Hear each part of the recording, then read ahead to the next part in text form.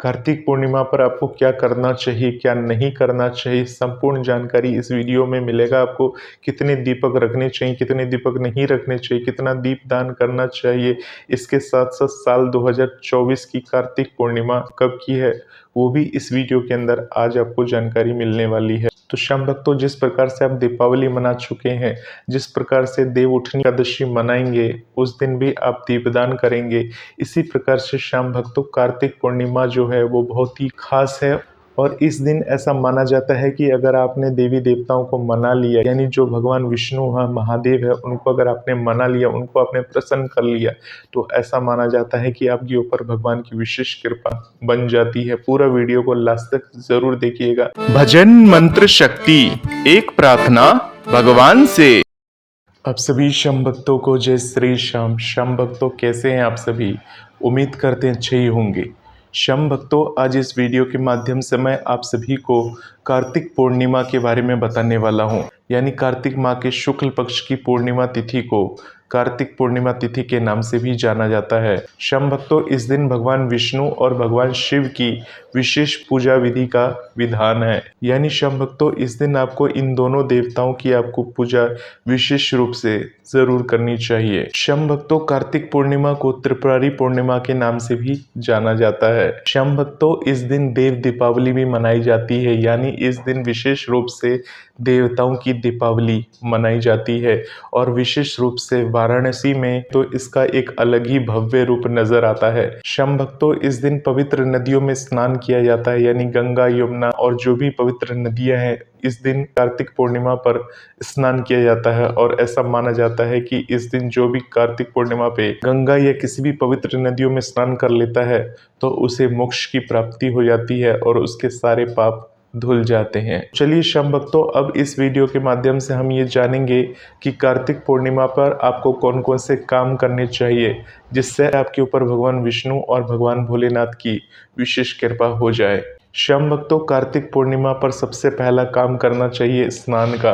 यानी इस दिन स्नान का विशेष महत्व है। अगर श्याम भक्तों आप किसी भी पवित्र नदियों में स्नान करते हैं तो श्याम भक्तों ऐसा माना जाता है इससे हमारे सभी कष्ट, क्लेश और जितने भी पाप हैं सब धुल जाते हैं। श्याम भक्तों, अगर आपके लिए इस दिन नदी में नहाना संभव नहीं हो तो आपको क्या करना चाहिए? आप जब अपने घर में नहाने जाएं तब बाल्टीन में आप थोड़ा सा गंगा जल मिला लीजिए और गंगा जल मिलाकर आप स्नान कर लीजिए। उसी से आपको पुण्य की प्राप्ति हो जाएगी। श्याम भक्तों, कार्तिक पूर्णिमा के दिन आपको भगवान विष्णु और महादेव की विशेष रूप से पूजा करनी चाहिए। श्याम भक्तों, अगर आपके लिए पॉसिबल हो सके तो अपने नज़दीकी शिव मंदिर में ज़रूर जाएं और वहां शिव जी के ऊपर एक लोटा जल जाकर जरूर अर्पित करें। साथ ही साथ भगवान शिव का ध्यान करें, उनका चालीसा का पाठ करें। उनका जो मंत्र है ओम नमः शिवाय, इस मंत्र का मन ही मन जप जरूर करें और भगवान शिव से अपनी मंगल कामना के लिए प्रार्थना जरूर करें। श्याम भक्तों, इस दिन भगवान शिव की पूजा का विशेष महत्व इसलिए है क्योंकि भगवान शिव ने इसी दिन दैत्य त्रिपुरासुर का वध किया था। इसलिए श्याम भक्तों, इसे त्रिपुरारी पूर्णिमा के नाम से भी जाना जाता है। श्याम भक्तों, इस दिन आप भगवान शिव की तो पूजा करेंगे ही करेंगे, साथ ही साथ आप जिस मंदिर में भी जाएंगे वहां पर और भी देवी देवताओं विराजमान होते हैं, उन सभी देवी देवताओं को आप प्रणाम करेंगे। साथ ही साथ हो सके तो आप विष्णु भगवान के मंदिर भी जा सकते हैं। अगर जिस मंदिर में आप गए हैं वहीं पर विष्णु भगवान विराजमान है तो वहां जाकर उनका ध्यान कर सकते हैं, उन्हें प्रणाम कर सकते हैं और उनका जो महामंत्र है ओम नमो भगवते वासुदेवाय नमः, इस मंत्र का आप वहीं मंदिर प्रांगण में बैठकर 11 बार, 21 बार, 108 बार जप कर सकते हैं, उनका ध्यान कर सकते हैं। अगर श्याम भक्तों उस मंदिर में भगवान विष्णु की प्रतिमा वगैरह नहीं है तो आप अपने घर में ही भगवान विष्णु का ध्यान कर सकते हैं या जिस भी मंदिर में आप गए हैं उसी मंदिर में बैठकर भगवान विष्णु का स्मरण करते हुए उनके मंत्रों का मन ही मन आप स्मरण कर सकते हैं, उनके मंत्रों का आप जाप कर सकते हैं। श्याम भक्तों, कार्तिक पूर्णिमा का दिन है, ये एक विशेष खास दिन होता है और ऐसा माना जाता है कि किसी भी मंदिर में बैठकर अगर आप भगवान का ध्यान करते हैं, भगवान का स्मरण करते हैं तो भगवान की विशेष कृपा के आप पात्र बन जाते हैं। क्योंकि श्याम भक्तों, मंदिर एक ऐसी जगह होती है जहाँ पर सकारात्मक शक्तियों का वास होता है और ऐसा माना जाता है जो भी भक्त श्रद्धा और विश्वास के साथ भगवान का स्मरण करता है, भगवान का ध्यान करता है तो भगवान को उसकी मदद करने के लिए लिए आना ही होता है। श्याम भक्तों, कार्तिक पूर्णिमा के अवसर पर आप इस दिन व्रत भी रख सकते हैं। श्याम भक्तों, व्रत जो होगा वो पूरे दिन का व्रत होता है और श्याम भक्तों आप व्रत के दौरान फलाहार वगैरह ले सकते हैं, जल का सेवन कर सकते हैं और संध्या काल के समय भगवान की पूजा अर्चना करने के बाद, आरती वगैरह करने के बाद, दीपदान वगैरह करने के बाद आप इस व्रत का पारण कर सकते हैं। अगर हो सके तो उस दिन नज़दीकी मंदिर में जाएंगे और वहां जाकर आप दीपदान भी कर सकते हैं।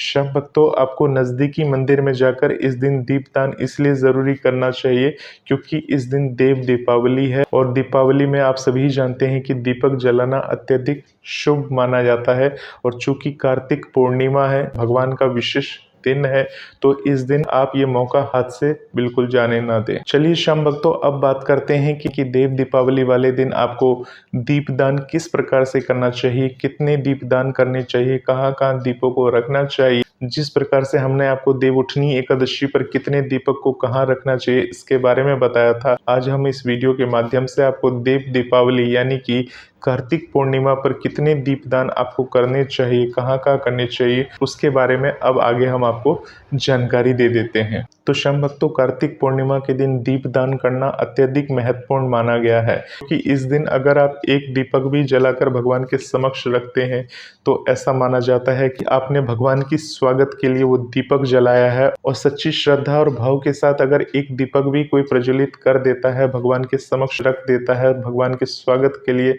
और भगवान से अपने मंगल कामना के लिए प्रार्थना करता है, तो भगवान उसकी जरूर सुनते हैं। श्याम भक्तों, ऐसी मान्यता है कि दीपदान करने से किसी भी व्यक्ति के अंधेरे जीवन में उजाला और सुख समृद्धि का वास आता है और इससे हमारे पापों का भी नाश होता है, उसका शमन होता है। तो चलिए श्याम भक्तों, जानते हैं कि कितना दीपदान आपको करना चाहिए।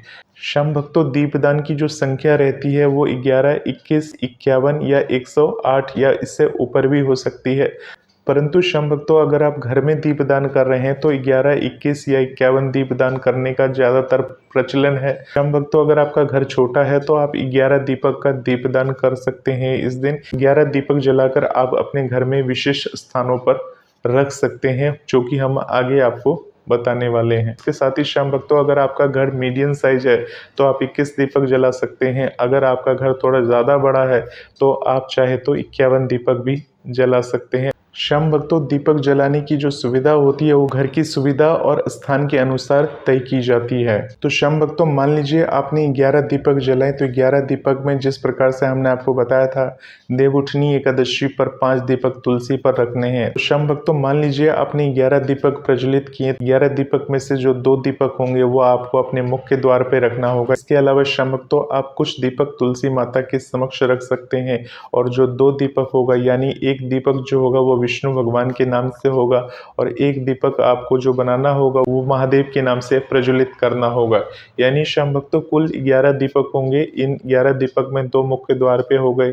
कुछ दीपक आप तुलसी माता के समक्ष रख सकते हैं। कुछ दीपक का मतलब आप एक दीपक भी तुलसी माता के समक्ष रख सकते हैं या 5 दीपक भी तुलसी माता के समक्ष रख सकते हैं और 2 दीपक में एक विष्णु भगवान के समक्ष रख सकते हैं, एक शिव जी के समक्ष रख सकते हैं, एक आप अपने पूजा के मंदिर में रख सकते हैं। और अगर आपका घर बड़ा है यानी 2-3 कमरे हैं तो उन कमरों में किसी सुरक्षित स्थान पर एक एक दीपक को आप रख सकते हैं। आप देख लेंगे अपनी सुविधा अनुसार। जिस प्रकार से हम 11-21 दीपक जलाते हैं तो घर के बाउंड्री के ऊपर रख देते हैं, जिससे दिवाली वगैरह हम मनाते हैं, घर के बाउंड्री वगैरह पर हम दीपक जलाकर सजाते हैं। इस प्रकार से भी आप चाहे तो दीपकों को रख सकते हैं। यानी श्याम भक्तों, इस दिन दीपदान करना चाहिए। अगर आप घर में दीपक जला रहे हैं तो इस प्रकार से आप दीपक जला सकते हैं। श्याम भक्तों, अगर आपके घर के आसपास में कोई मंदिर है तो नजदीकी मंदिर में जाकर आप एक दीपक को रख सकते हैं या प्रज्वलित कर सकते हैं। इस प्रकार से श्याम भक्तों आप दीपदान कर सकते हैं। चलिए श्याम भक्तों, अब बात करते हैं यदि आप किसी नदी किनारे हैं या नदी में स्नान वगैरह कर लिए हैं तो इस दिन पवित्र नदियों में दीपदान किस प्रकार से आपको करना चाहिए। श्याम भक्तों, इस दिन गंगा, यमुना और इस तरह की पवित्र नदियों में दीपदान किया जाता है। श्याम भक्तों, नदियों में 5, 7 या 11 की संख्या में दीपक प्रज्वलित करके उसको प्रवाहित करना शुभ माना जाता है। परंतु श्याम भक्तों, अगर आपके घर के आसपास में कोई नदी वगैरह नहीं है तो इसमें कोई चिंता का कोई विषय नहीं है। आप भगवान के समक्ष ही दीपक रख देंगे तो वही भगवान को स्वीकार हो जाता है। या जो लोटे में आप जल भर के रखते हैं उसमें थोड़ा सा गंगा जल मिला दीजिएगा, और जो आपका वो लोटा होता है वो मंदिर के बाहर ही रखा होता है और मंदिर में ऑलरेडी दीपक जल रहा होता है, तो उस जल के नजदीक ऑलरेडी आपने दीपक रखा है। ये अपने भाव होते हैं, श्रद्धा होता है। आप इस प्रकार से भी अगर आप सोच लेते हैं, मन से ध्यान लेते हैं तो भगवान को वो चीज समर्पित हो जाता है। श्याम भक्तों, कार्तिक पूर्णिमा पे आपको दान पुण्य अवश्य करना चाहिए। इस दिन कहते हैं कि अगर आप किसी भी प्रकार का वस्त्र, अन्न, धन इत्यादि का अगर आप दान करते हैं तो भगवान विष्णु और महादेव की विशेष कृपा के आप पात्र बन जाते हैं, क्योंकि कार्तिक पूर्णिमा की जो तिथि होती है वो अपने आप में बहुत ही खास तिथि होती है। श्याम भक्तों, कार्तिक पूर्णिमा के दिन आपको भजन संध्या वगैरह कहीं पे हो रहा है तो जरूर जाना चाहिए और वहाँ पर जो भी देवी देवता विराजमान है वहाँ पर जाके उन्हें प्रणाम करना चाहिए, उनका आशीर्वाद लेना चाहिए। जिस प्रकार से श्याम भक्तों बाबा श्याम का कीर्तन वगैरह होता है, जागरण वगैरह होता है, जगह जगह पे होता है, तो कोशिश करिए वहाँ पर जाएं और वहाँ जाकर उनके दर्शन करें, उनका आशीर्वाद ले। या हो सके तो आप अपने घर में ही भजन कीर्तन का आयोजन कर सकते हैं या खुद भी भगवान के लिए कोई भजन वगैरह गा सकते हैं।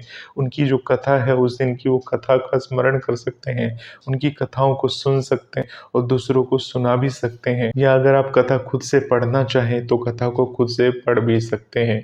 श्याम भक्तों, इतना सब कुछ अगर आप करते हैं और भगवान को याद करते हैं तो भगवान अपना आशीर्वाद बनाए रखते हैं। श्याम भक्तों, कार्तिक पूर्णिमा का जो दिन है वो भक्ति, पुण्य और परोपकार का प्रतीक माना जाता है। श्याम भक्तों, इस दिन धार्मिक अनुष्ठानों को कर कर, भगवान की भक्ति कर कर व्यक्ति की जीवन में सकारात्मक ऊर्जा का संचार होता है। ऐसे में श्याम भक्तों, कार्तिक पूर्णिमा के अवसर पर अगर जो व्यक्ति पवित्र नदियों में स्नान, दीपदान, पूजा, व्रत और दान का विशेष महत्व है, जिससे व्यक्ति आध्यात्मिक उन्नति के पथ पर अग्रसर होता है। तो चलिए श्याम भक्तों, अब बात करते हैं कार्तिक पूर्णिमा की तिथि कब की है। तो श्याम भक्तों, शुक्ल पक्ष की जो कार्तिक पूर्णिमा की तिथि की जो शुरुआत होगी वो 15 नवंबर 2024 को सुबह 6:19 से ये तिथि स्टार्ट हो जाएगी और ये जो तिथि रहेगी ये 16 तारीख को सुबह 2:58 तक ये तिथि रहेगी। तो श्याम भक्तों, इस प्रकार से कार्तिक पूर्णिमा का जो व्रत रखा जाएगा वो 15 नवंबर 2024 को ही रखा जाएगा। श्याम भक्तों, कार्तिक पूर्णिमा पर भद्रा का साया रहेगा, यानी भद्रा का जो साया रहेगा वो 15 नवंबर 2024 को सुबह 6:43 से शुरू होकर शाम को 4:37 तक भद्रा का साया रहेगा। यानी ऐसा माना जाता है भद्रा का जब साया रहता है तो कोई भी शुभ काम को नहीं किया जाता है। श्याम भक्तों, राहु काल का समय जो रहेगा वो सुबह 10:44 से लेकर दोपहर के 12:05 तक राहु काल का समय रहेगा। तो श्याम भक्तों, देव दीपावली के दिन आपको दीपदान किस समय में करना चाहिए उसके बारे में जान लेते हैं। तो श्याम भक्तों, देव दीपावली का जो प्रदोष काल का जो शुभ मुहूर्त है 15 तारीख की शाम को 5:10 से शुरू हो जाएगी और ये जो समय रहेगा रात के 7:47 पर यह समय समाप्त हो जाएगी। यानी श्याम भक्तों, संध्या का जो पूजन का समय आपको मिलेगा वो 2 घंटा 37 मिनट का ही मिलेगा। इसी समय के दौरान आपको दीपदान वगैरह कर लेनी चाहिए। अगर आप भगवान के मंदिर वगैरह जाएंगे तो ये जो मैंने आपको समय बताई है सबसे शुभ समय है। भगवान के मंदिर में जाना चाहिए, उनका ध्यान करना चाहिए, उनके स्वागत के लिए आपको अपने घर में भी दीपदान वगैरह करना चाहिए। तो श्याम भक्तों, एक ही वीडियो में मैंने आपको संपूर्ण जानकारी दे दी है कि कार्तिक पूर्णिमा के दिन आपको क्या करना चाहिए, क्या नहीं करना चाहिए, कितने दीप दान करने चाहिए। संपूर्ण जानकारी आपको मैंने शास्त्र मत अनुसार, विद्वानों के मत अनुसार मैंने आपको दे दी है। होपफुली श्याम भक्तों आपको पूरी जानकारी मिली होगी।